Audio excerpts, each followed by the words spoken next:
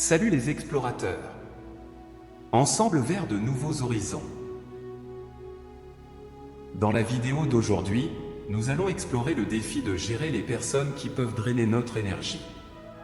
Restez avec nous pour découvrir des stratégies efficaces pour préserver votre positivité. Dans votre vie, il est courant de rencontrer des personnes qui semblent aspirer votre énergie et votre joie.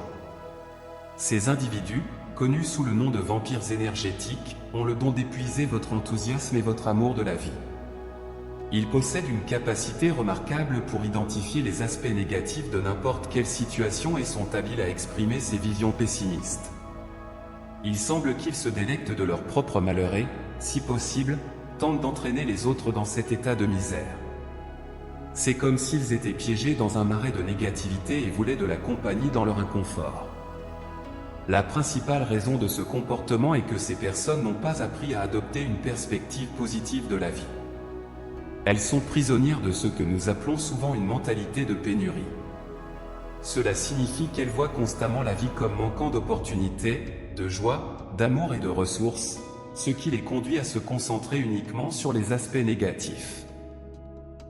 Au cours de ma vie, j'ai rencontré de nombreux vampires énergétiques. Ils peuvent être trouvés dans divers endroits, au travail, dans les quartiers, malheureusement, parfois même au sein de votre propre famille. Ces rencontres peuvent être épuisantes et difficiles, mais il est important de reconnaître l'impact que ces personnes peuvent avoir sur notre bien-être mental et émotionnel. Beaucoup d'entre nous ont déjà rencontré des personnes qui se concentrent principalement sur les aspects négatifs de la vie, même lorsqu'il y a de nombreux aspects positifs à considérer. Par exemple, ils peuvent avoir une série d'expériences merveilleuses dans un restaurant, mais choisissent de se concentrer uniquement sur la fois où le service a été lent. Ce comportement est caractéristique de ceux que nous appelons des vampires énergétiques. Ces individus semblent profondément malheureux et, consciemment ou inconsciemment, tentent de répandre cette infortune aux autres. Ils sont constamment à la recherche de personnes qui partagent leur mentalité ou qui peuvent être amenées dans leur cercle de négativité. Personnellement, je crois au principe de ne pas essayer de changer les autres. Mon approche est simple, si quelqu'un est intéressé par ce que je pense ou crois et veut en parler, je serai plus que ravi de le faire. Cependant, j'évite d'essayer de convertir quelqu'un à ma façon de penser. Je pense que de tels efforts me tirent souvent vers le bas, métaphoriquement parlant, dans le même bourbier de négativité et de frustration. Cependant, éviter un vampire énergétique n'est pas toujours une option. Dans ces cas, mon principal conseil est de ne pas s'impliquer dans sa négativité. Participer à sa mentalité négative peut être émotionnellement épuisant et contre-productif.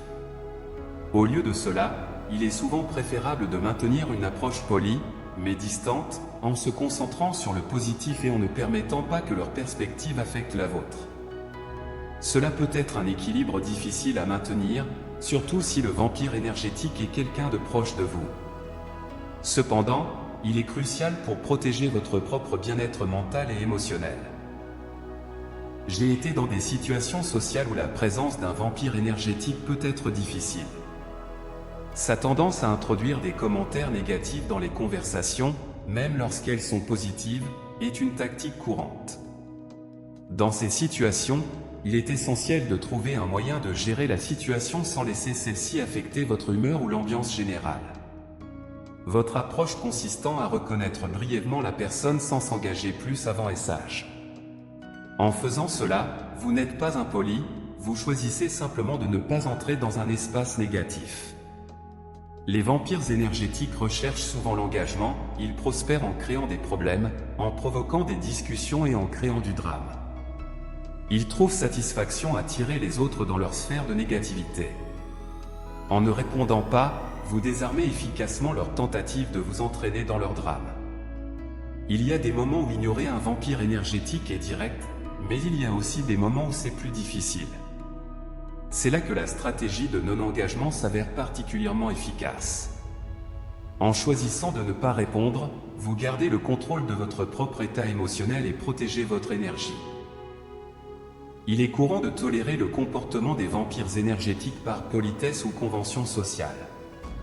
Cependant, il est crucial que vous priorisiez votre propre bien-être. Soyez plus attentif à votre énergie, à vos émotions et aux vibrations que vous ressentez. Si vous ne prenez pas soin de vous, qui le fera? C'est particulièrement vrai dans le contexte de la gestion des vampires énergétiques, car ils sont souvent tellement absorbés par leur négativité qu'ils ne considèrent pas le bien-être des autres.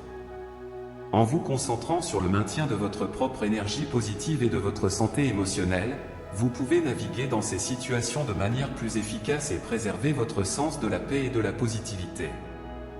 Voici quelques stratégies pour vous aider à faire cela. Établir des limites fermes. Il est important d'établir des limites claires, à la fois pour vous et pour le vampire énergétique. Décidez à l'avance du type de comportement et de conversation auquel vous n'êtes pas disposé à participer.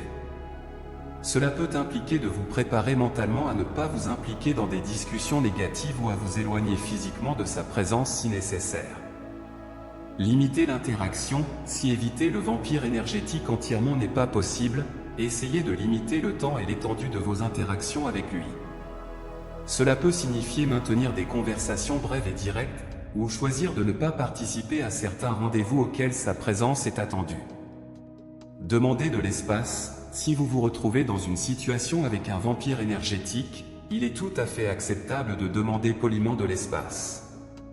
Vous pouvez exprimer votre besoin d'une pause dans la conversation ou dans l'environnement de manière respectueuse. Communiquez de manière assertive. Lorsque vous devez communiquer avec un vampire énergétique, faites-le de manière assertive. Cela signifie exprimer vos pensées et sentiments avec confiance et directement, sans être agressif. Par exemple, s'il commence une conversation négative, vous pouvez fermement diriger le sujet vers un autre endroit ou vous retirer de la discussion de manière polie.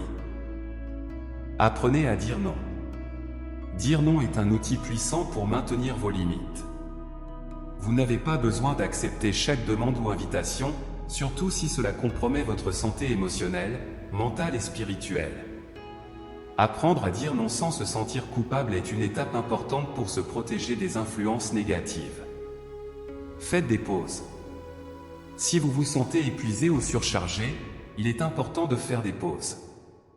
Cela peut être une brève promenade, quelques moments de silence ou vous engager dans une activité qui vous recharge en énergie.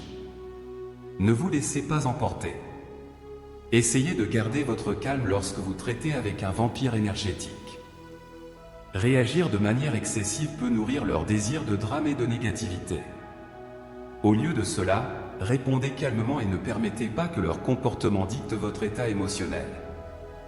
Je remercie tous ceux qui ont suivi cette vidéo jusqu'au bout. C'est toujours formidable de partager des connaissances et des expériences. Si vous avez des questions, des commentaires ou des suggestions pour de futurs sujets, laissez-les ci-dessous. Continuez votre voyage de connaissance de soi et de la recherche d'une vie plus épanouie. Restez en paix et à bientôt pour la prochaine vidéo.